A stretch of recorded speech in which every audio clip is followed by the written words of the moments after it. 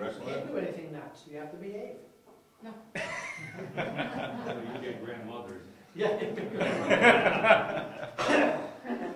Okay, just real quick, page 5 of 53, the Article 2B Recreation Zone REC1. Number 4, permitted uses. Item B, conditional uses requiring a permit. Item 1, the planning board is authorized to issue conditional use permits for any of the conditional uses listed in Appendix E if the applicant demonstrates the use will not have significant negative impact on the environmental or the historical residential character of the community.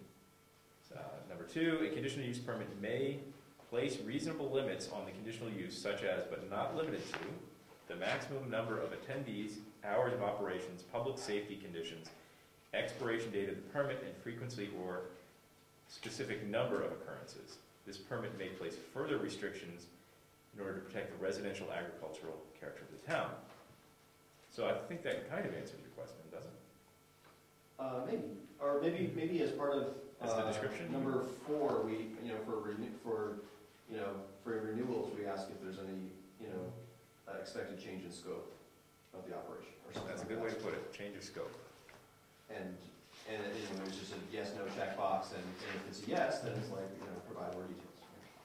Because that's not a situation I thought of. Is here's a guy who's potentially a future owner or the current owner doing whatever the activity is, and it's a conditional use activity, and it's approved by the board at some time, and then down the road he says, okay, I want to do this, but I want to change the nature of it, like you're saying. That's not something I'd ever considered, and that doesn't really fall under a renewal, because when I thought renewal, I was just thinking, okay, keep doing the exact same thing going forward. Unless it was a time-based renewal where the permit ran out. Yeah, that's what I'm saying. It's like I would think we're going to put it.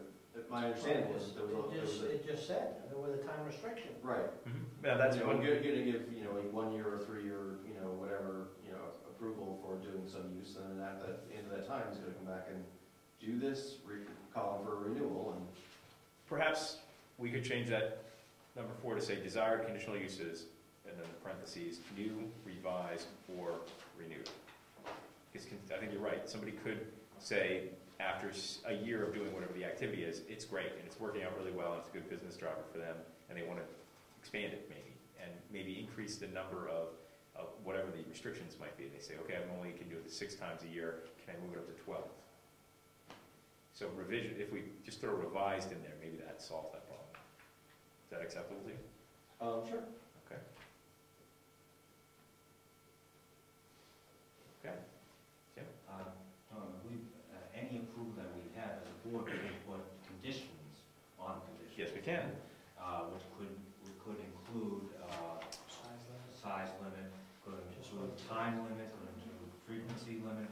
Yep. We could include any type of conditions to that approval. Yep. And if he wants to go beyond our conditions of approval, we would have to resubmit. Maybe that's important information to put in the instructions. Because that would also be an issue Yep. approval. Right. If I throw another line item there for the instructions saying that for revisions to Condition of approval. Yeah. You could just state in there that the board reserves the right to condition any approval brought before it. Okay, hold on, go slow here.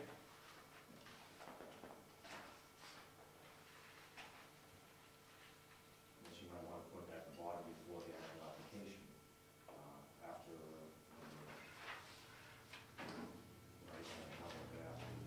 last paragraph, board reserves the right to condition any approval, and any variance from the conditions would. Well, it's not reserving a right, it's as per the state law. Yeah, but that way we're stating straight out, so when they see the application, they know when we make a condition to the approval, if they want to alter the conditions, then we have to come before the board again for another site. Correct. You make sure that is perfectly clear and stated. All right. There's no confusion, so they don't let themselves, let's say, we'll use Bob as the sounding Bob for the pinpoint for most of this discussion. If he says he wants approval for 1,000 people to show up, and next year he wants to expand to 2,000 people, he better make sure he's thinking that he should apply in the first place for 2,000. And you know, in that imaginary situation, I think in a short timeline of a year or 2 years or perhaps 3 years, that's a situation where I don't think a full site plan review would be called for. I think that future board would think that out. If we do approve a conditional use, could the alteration be done without a full site plan review? We have to research that in That's, the laws to see if we can just amend.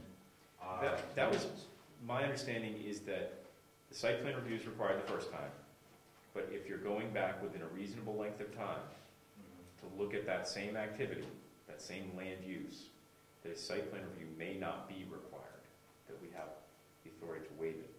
We have the authority to waive, I think, everything in that site plan review. Yeah, and with the conditional use permit, if he's already approved, if we've done a site plan review, can our previous site plan review, as long as there's no alterations to the grounds, be accepted? I have no idea. Why wouldn't it be? I mean, that's the justification in my mind, is that if, We're stating a full. Well, full site so plan. the scenario is he gets a permit this year, he requests 1,000 person attendance. It has an expiration date on it. He comes back after the expiration date, files again, he wants 2,000 people this year. You dig the site plan review out, you look at it. Is it gonna make a substantial change? No. have things changed? Everything is, the facility can handle it, you know, just hypothetically, parking can everything can handle it, it's not gonna make a significant change. But can we, in our rules and procedures, waive a full site plan review if we are going to accept a previous site review as a template for our additional approval? That would be not in our rules of procedure, but that would be in the site plan review Site plan review regulations. regulations. Okay. So that would be in a different document, and we actually have to work on that document this year. Whatever we do, I'll probably get sued. Oh, yeah, no offense, Bucky, you know That's that. a good way. I'm just trying to cover as many of our bases as we can. How do they actually appeal if they don't? If any decision by the planning board can be appealed to the zoning board, and the zoning board acts as the judiciary over the planning board. Is that in here so the person knows that? It's similar to Supreme Court overruling or federal court overruling. They have to find a legitimate reason Right. to overrule our decision. It has to be a Right. legitimate legal reason. Can't be because, oh, I like this guy. Right, and then there's a very detailed criteria they have to go through to argue the merits of it. And our minutes are the record. Right, and That's not for what I example, thought. in the situation that came a few years ago with Moose Mountain, the decision was appealed to the zoning board agreed with the planning board, and then it was appealed to the Superior Court, Superior Court of New Hampshire was our district. Also, they better have a really good reason for overruling anything in this board, because I think as a group, we can beat them up. Oh. I won't be a part of that. Okay, expansion of existing uses. Tougher than they are. Yeah, we're tougher than they are. A bunch of heavyweights, right? So Ed, to answer your specific Superior question, Court. it's the RSA's govern, that's not our local documents. The RSA set out what the boards do and what the process between, the interactions between those boards, it's all part of the RSA's. Yep. That's the place to go. Has that ever happened? You said it happened once? It's happened. Recently. Oh, yeah. Yeah, it's happened last year. No, that was Moose Mountain. That was a ski area. But that was a multi-year issue. That wasn't just. Well, it was Decades long. it was a citizen, not related to Moose Mountain specifically, that didn't like the fact that we had waived the site plan review requirement on Moose Mountain, doing anything. So, Be glad to give you the whole story after the meeting.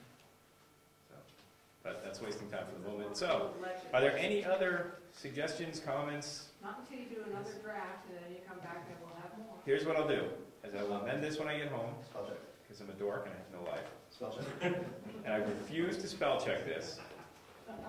I absolutely refuse to, It's George's spell check. because that will take away Louis' job. And then I have no intention of formatting this in any word processor until we are done with what the language is going to be.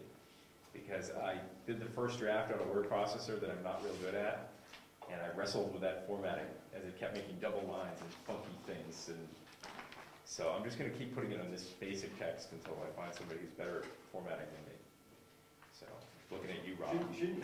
I know you were looking at me. Did you circulate this electronically? No, I did not. This is the first anybody's seen it. Oh, could you? Yes, I can. Now that it's a working document, wouldn't it make sense for the administrative assistant to be the owner of the document? Since he's gonna be working out the minutes to. You know, that's a good point. George, you're hired. Over to you, George. Thank you very much. You saved me staying up a little late tonight. Okay, I'll make sure you know all the changes. I've just written them all down. And then we can expect this in our emails. Sure. You can expect anything else?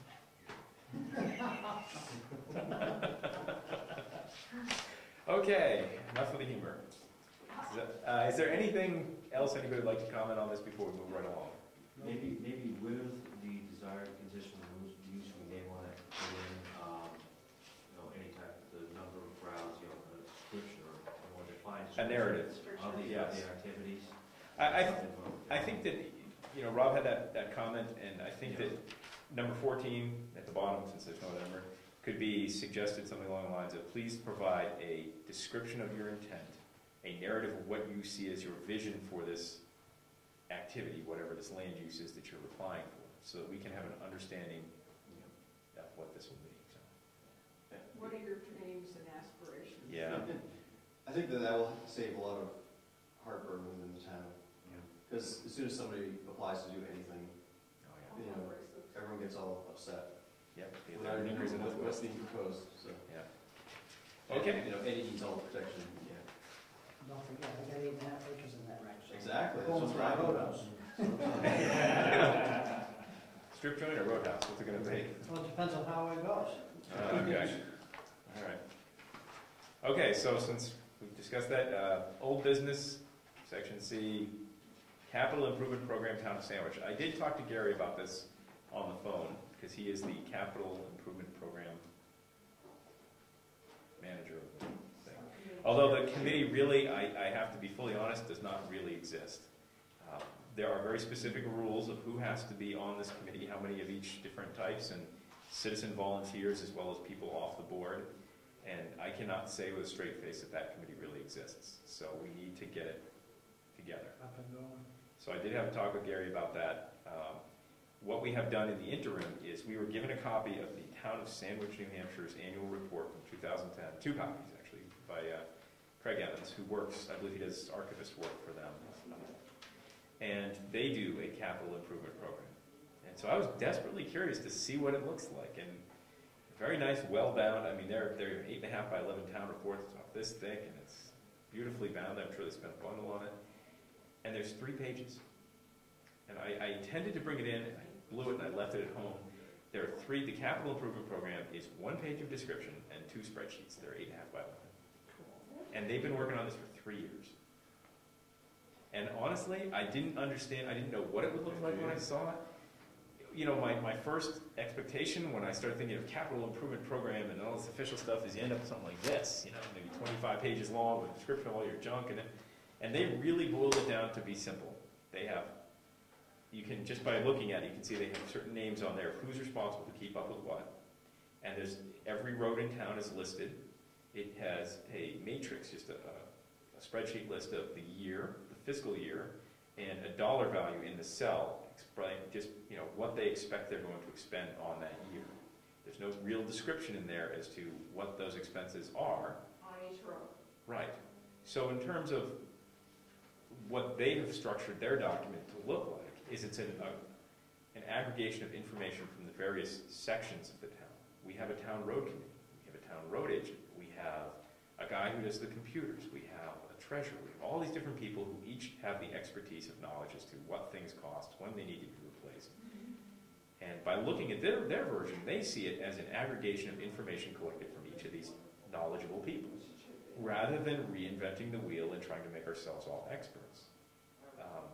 They didn't provide any significant details, like for example, they listed all their different streets, and going out 15 or 20 years, expected expenditures, because a road's going to last a pretty good length of time. 10,000 on this one this year, 20,000 on this, 100,000 on this. and then over at the end, it just summed up everything in that fiscal year.